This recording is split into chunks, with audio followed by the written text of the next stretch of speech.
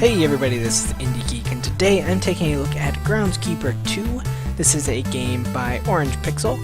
You may remember I covered their Ludendare game, which was A Boy and His Hellworm. So, this is one of their older games, and it is available on, well, I guess it's not that old, but it's a little older than their Ludendare game. It is available on mobile platforms for $2, I believe, as well as PC and Mac for $5, and I will just link to their webpage so that you can purchase the game for yourself if you would like to from any of those markets. But I'm just going to jump in and kind of show off what's going on. So, a pretty simple game concept, which I definitely appreciate, especially because it is a game that works really well, I would imagine, on mobile, and it's still fun on a PC. So controls are nice and simple. All we can do is move and shoot.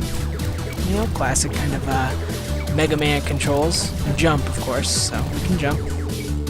And basically we are collecting these bits and bobs. And the point of that is it has kind of a Super Crate Box style unlock system where we unlock new areas and unlock new weapons and things as we collect more of these.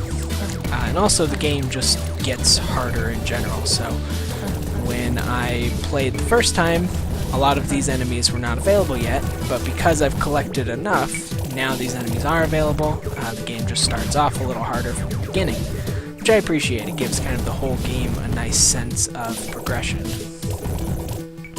Alright, so if I stand in this portal long enough, it will hopefully transport me out of here. That big old worm does not help things. And then when we get to the next level, we get healed. So that's nice. We do get to go back to full health as soon as we enter the next level. And then basically we've got another goal number of bits and bobs to get before we get a new portal. So here it was 75, and here it will be 100. And the goal for now is 300, because that is where I need the next unlock. But other than that, I mean, this is the game. I don't have like a whole lot else to show you. I mean, I'll finish up this game and kind of go over my thoughts. But gameplay-wise, this is it, and I like that. I like that it's nice and simple. It's a concept that anyone can understand, anyone can kind of pick up and just start enjoying. And I think that is a good sign. That means it's a really strong concept. Without a whole bunch of kind of extra stuff added on. I think that's a good thing to keep in mind, is that games don't need a whole bunch of extra stuff to make them work. In this case, just this simple core concept makes this a really strong game on its own. So, as far as the gameplay, yeah, that's what's going on. I definitely enjoy it, having a good time. It's pretty easy to just kind of jump back in even after you lose and play another game. And kind of lose a lot of time to just playing this game over and over, because it does get addicting. I think the fact that it's so simple in nature helps make it pretty addicting. So I just unlocked a new gun, which is nice. Alright.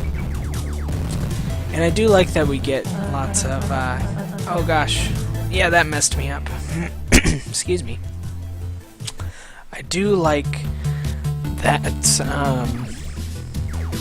we change the levels every, well, honestly, once you get past this first one, every, I guess, maybe 30 seconds or so, we're changing levels, depending on how fast you are at killing the enemies and collecting what you need to get. So, it never really gets boring, and there aren't, like, a ton of levels, but they're enough to kind of keep it interesting. Besides the fact that there are different enemies on each level, I think that really helps keep the game feeling fresh, as well as feeling like there's a nice sense of progression while you play. So I think gameplay-wise, this game gets a lot of things right. In addition to that, I have found the music to be pretty catchy. I think it works well for what's going on here. It's just kind of a nice little kind of action-y soundtrack. Nothing like super fancy, but it's enough to kind of get the point across that you're in action.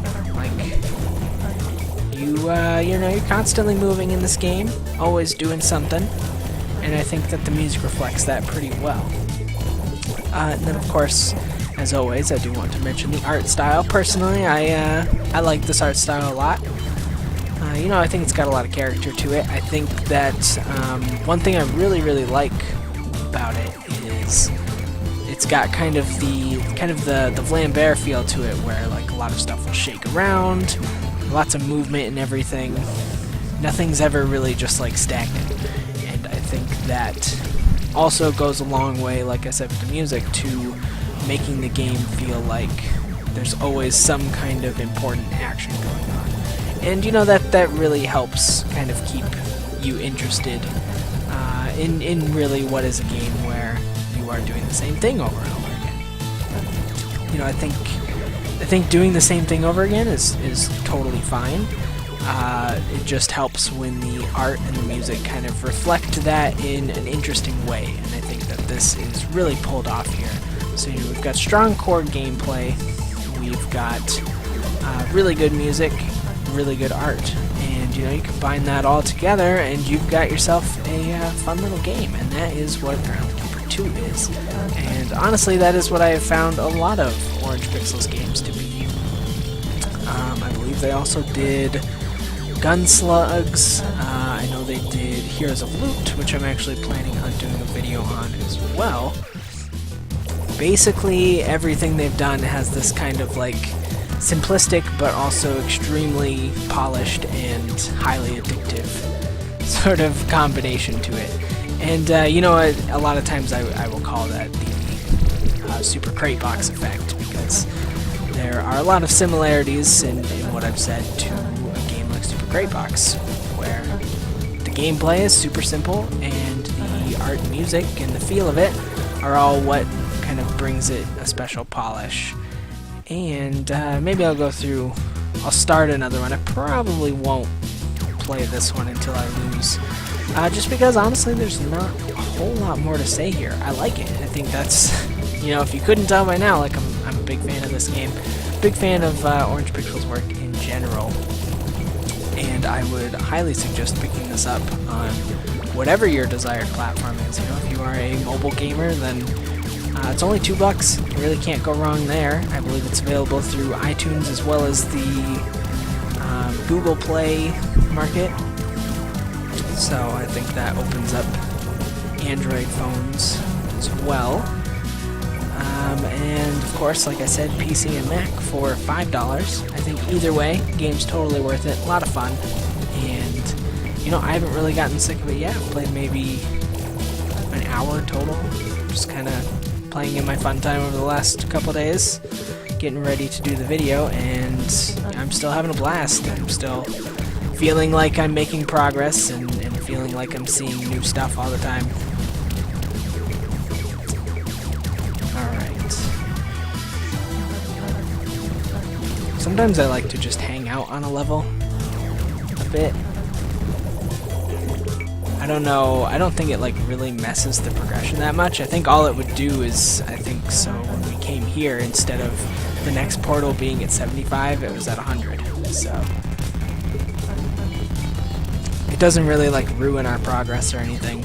It just kind of sends it to the next goal.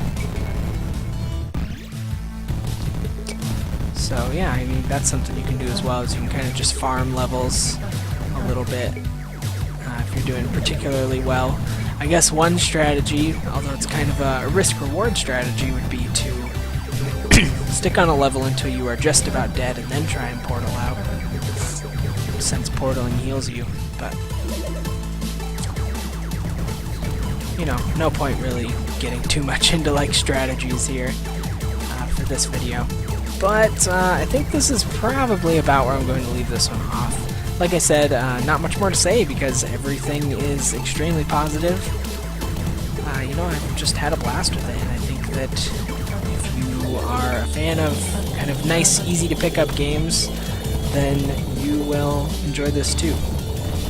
I guess the other thing to mention is that it's got that kind of, I know it's a bit of a cliche to say, but it's got the easy to learn, hard to master kind of thing. And as you can see, it's really easy to get through the first few levels, and then things get pretty difficult. And that's been my experience so far. I'll have 3 or 4 runs where I don't do super well, don't make it very far, and then I'll have one where I do make it pretty far, and unlock a lot of things in one run. But, yeah, like I said, I think that is where I will leave this one off. So, as always, feel free to leave comments. If there's anything that you'd like to comment on, subscribe to the channel to see more of my videos every single day. And if you liked my look at Groundskeeper 2, then please do consider clicking the like button, because that helps me out a lot. And I definitely appreciate everything you do to help. So, with all of that being said, I thank you very much for watching, and I will see you next time.